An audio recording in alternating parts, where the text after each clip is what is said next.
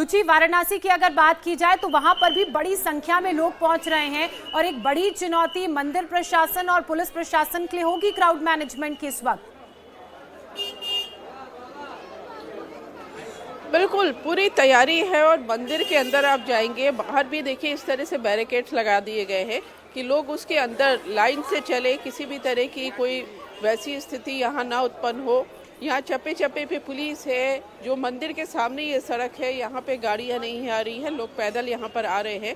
और जैसे दशाश्वमेध घाट पे जो गंगा आरती होती है वहाँ तो इतनी ज़्यादा भीड़ हो रही है, क्योंकि जितने लोग वाराणसी आते हैं वो गंगा आरती देखने ज़रूर जाते हैं। तो वहाँ भी क्राउड मैनेजमेंट है, इंतज़ाम पूरे हैं। लेकिन जो श्रद्धालु लोग हैं उनका आप कह सकते हैं उनकी भक्ति में कोई कमी नहीं है। भीड़ भले ही हो, भीड़ बहुत ज़्यादा है। कहाँ से आए हम पानीपत हरियाणा से आए हैं जी।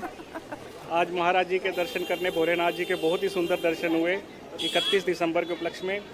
हम नया साल चाहते थे कि महाराज जी के चरणों में नए साल की शुरुआत की जाए और बहुत अच्छा लग रहा है यहाँ पर आकर। बहुत ही सुंदर माहौल, बहुत सुंदर शहर। आप कहाँ से आए? अभी हम पंजाब से आए हैं मैम, लुधियाना से। नया साल वहाँ तो बहुत भंगड़ा वगड़ा होता है, यहाँ पे मनाने आए? जी जी बिल्कुल, नया साल भोलेनाथ से शुरू करने आए हैं। पिछले साल महाकाल गए थे, इस साल काशी विश्वनाथ आए हैं।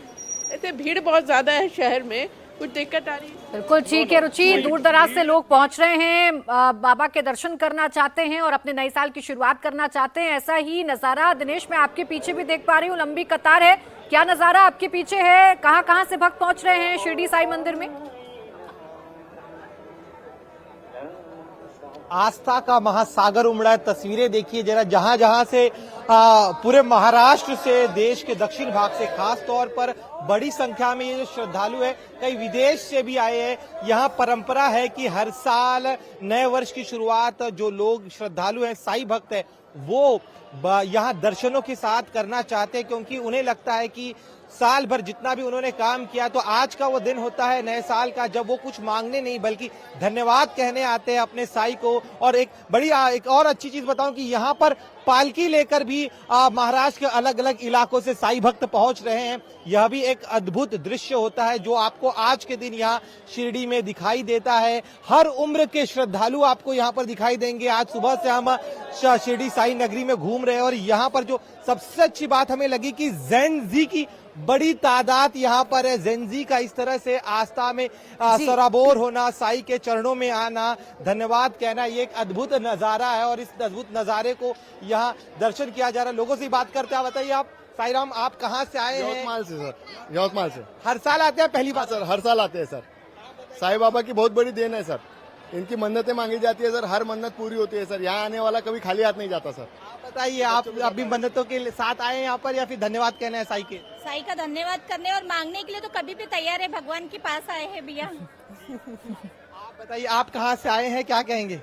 आप कहाँ से भाई साहब? मुंबई से आए। मुंबई से। हर साल आते हैं? पहली बार आए? नहीं, आते साल में कभी आता है। आप बताइए, आप? पहली बार आए हैं। पहली बार आए हैं। बिल्कुल दिनेश, हम देख रहे हैं तस्वीरों में भक्तों में काफी उत्साह है। चाहे बात शिरडी साईं मंदिर की जाए, वाराणसी की, मथुरा की जाए या फिर अन्य जो धार्मिक स्थल है वहां की जाए, बड़ी संख्या में लोगों का जमावड़ा है, लोगों की मौजूदगी है। कोई धन्यवाद कहने के लिए, कोई नए साल की बेहतर शुरुआत के लिए वहां पहुंचा है। आप सभी का बहुत शुक्रिया। जम्मू के कटरा की बात की जाए तो यहां पर भी बड़ी संख्या में भक्तों की मौजूदगी है। श्री माता वैष्णो देवी मंदिर में पूजा अर्चना करने के लिए श्रद्धालु कटरा पहुंच रहे हैं। जय माता दी के उद्घोष से पूरा इलाका गूंजीमान है। हरिद्वार में भी मंदिरों में भारी भीड़ देखने को मिल रही है। श्री माता मनसा देवी मंदिर में बड़ी संख्या में श्रद्धालु पहुंच रहे हैं। यहां भी लंबी कतारें हैं। पूरा मंदिर परिसर खचाखच श्रद्धालुओं की भीड़ से भरा हुआ नजर आ रहा है। अयोध्या राम मंदिर की प्राण प्रतिष्ठा की दूसरी वर्षगांठ के मौके पर आज राम मंदिर परिसर में विशेष धार्मिक अनुष्ठान होंगे। इस विशेष अनुष्ठान में केंद्रीय रक्षा मंत्री राजनाथ सिंह और उत्तर प्रदेश के मुख्यमंत्री योगी आदित्यनाथ शामिल होंगे। पौष शुक्ल की द्वादशी को 2024 में रामलला की प्रतिमा की प्राण प्रतिष्ठा की गई थी। समारोह हुआ था भव्य। रामलला की प्राण प्रतिष्ठा की दूसरी वर्षगांठ आज कई तरह के आयोजन उस उपलक्ष्य में किए जा रहे हैं।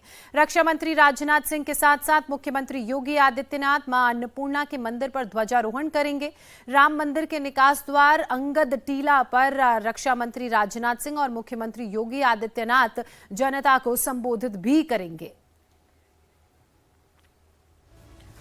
और विशाल प्रताप सिंह हमारे संवाददाता इस वक्त जुड़ गए हैं ज्यादा जानकारी के साथ, सीधा उन्हीं के पास चलेंगे। विशाल, क्या तैयारी की गई है आज? ये कार्यक्रम कितना भव्य होने जा रहा है? देखिए, बड़ा ये कार्यक्रम है, भव्य कार्यक्रम है और इसीलिए उत्तर प्रदेश के मुख्यमंत्री योगी आदित्यनाथ, रक्षा मंत्री राजनाथ सिंह अब से कुछ देर बाद ही अयोध्या पहुंचने वाले हैं। लेकिन जो अयोध्या पहुंच रहे हैं इस समय लोग जो बहुत दूर दूर से आए हुए हैं वो हमारे साथ इस समय मौजूद हैं, क्योंकि पूरा साल प्रभु का आशीर्वाद उनको मिला है। वो धन्यवाद भी कहने आए हैं और नए साल का आगाज अगर प्रभु के दर्शन से हो जाए तो शायद इससे बढ़िया बेला कुछ नहीं हो सकती है। उत्तर प्रदेश के सिद्धार्थनगर से लोग मौजूद हैं, बिहार के कैमूर से हमारे साथ परिवार के लोग आए हुए हैं और सबसे महत्वपूर्ण बात यह है कि परिवार के जो लोग हैं वो बच्चों के साथ भी आए हुए हैं ताकि प्रभु का उनको आशीर्वाद मिले और यहाँ से जो आशीर्वाद लेकर के जाएं उसका पूरा साल मनोरम उनको आशीर्वाद मिलता रहे। कहाँ से आए हैं आप लोग? ये हम लोग कैमूर भभुआ बिहार से आए हैं। दर्शन हो गए हैं, अभी करने जा रहे हैं? नहीं, अभी तो हम लोग रात को यहाँ आए थे तो अपने गेस्ट हाउस में रुके हैं। अब आज हम लोग निकलेंगे दर्शन के लिए। मनोकामना लेकर के आए हैं कि नया साल देश के लिए, प्रदेश के लिए, सबके लिए अच्छा हो। जी, पूरे देश व प्रदेश वासियों के लिए हम लोग यही कामना करेंगे प्रभु श्री राम जी से कि पूरे जो राज्य में खुशहाली का माहौल है और कानून व्यवस्था योगी जी बनाए हुए हैं उसी तरह से देश आगे। योगी जी आ भी रहे हैं, उनको देखने का भी मौका मिला है आप लोगों को? नहीं मिलेगा, अभी तो आएंगे तब ना मिलेगा। अभी तो हम लोग उसी में आए हैं कि अगर योगी जी अगर आए समय से हम लोग यहाँ रहे तो उनको देखने का भी सौभाग्य प्राप्त होगा। आप बताओ बेटा, कितना अच्छा लग रहा है? मंदिर में आए हो रामलला के दर्शन करने के लिए, जय श्री राम का उद्घोष हो रहा है कि नहीं मन में? हाँ, हो रहा है।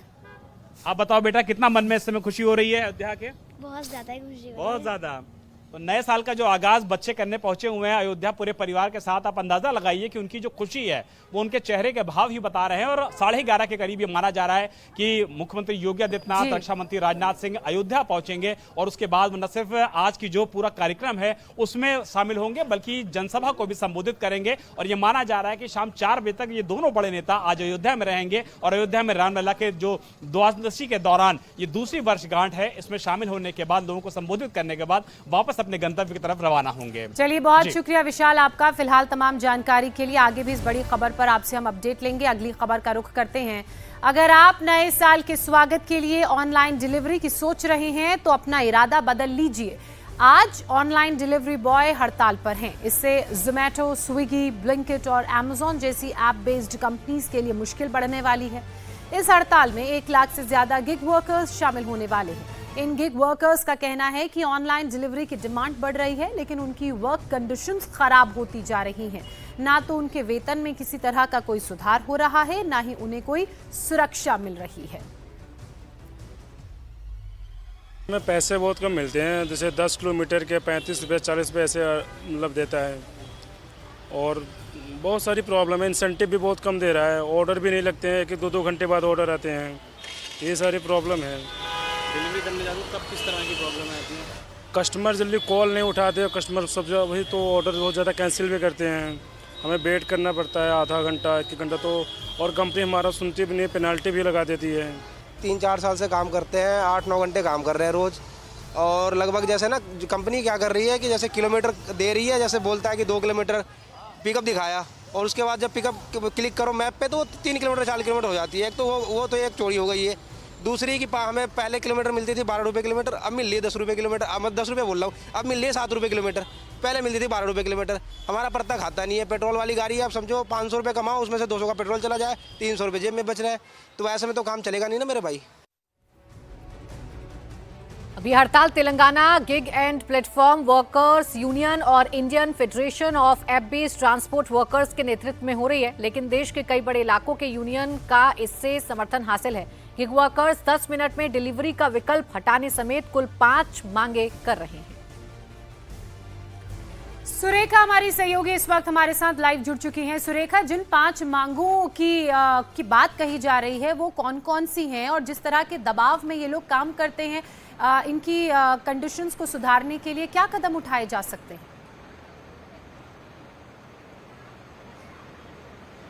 जी देखिए, यहाँ पर जिस तरीके से अभी का अपडेट जो दिया गया है, सलाउद्दीन जो तेलंगाना की तरफ से जो गिग वर्कर्स के जो यूनियन है उनके प्रेसिडेंट है, उन्होंने कहा कि 1,70,000 लोगों ने हामी भरी है कि वो आज इस प्रोटेस्ट में शामिल होंगे। और एक अपडेट मैं आपको ये भी दे दूं, उनसे जब बात हो रही थी तो उन्होंने ये भी कहा कि अभी जो है 12 से 2 बजे तक के लिए एक फ्लैश आउट स्ट्राइक होगा और उसके बाद फिर रात को जो है वो स्ट्राइक करने वाले हैं। और उनकी तरफ से ये भी कहा गया कि जोमेटो की तरफ से स्क्रीनशॉट भेजकर जो है उन्हें खासकर जो गिग वर्कर्स हैं उनको ये भी उकसाने की कोशिश की जा रही है ताकि वो इस प्रोटेस्ट में शामिल ना हो सके, कि करीब 3,000 रुपए जो है उनको ज्यादा दिया जाएगा। तो लेकिन उसके बावजूद अभी कुछ देर में एक फ्लैश स्ट्राइक की भी बात हो रही है कि फ्लैश स्ट्राइक भी किया जाएगा उनकी तरफ से। और जो मांगों की बात हो रही है उसको लेकर सबसे ज्यादा अहम बात जाहिर तौर पर उनकी जो रोजी रोटी है उस पर जो बहुत ही कम पैसा जो मिल रहा है उसको लेकर उनकी मांग है कि उस पर